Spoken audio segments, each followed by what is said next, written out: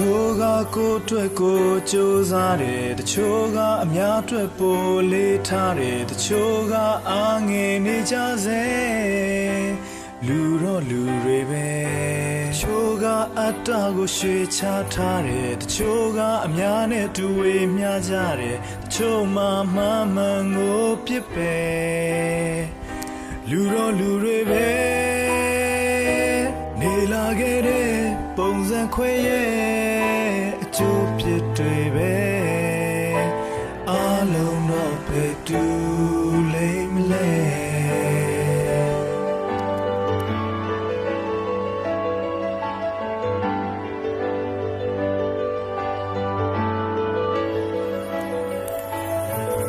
တချို့ကကိုယ်ပဲကြည့်တယ်တချို့ကအများအတွက်ဆိုသင်ရှိတယ်တချို့ကြအမှန်ဝေခွေမြဲ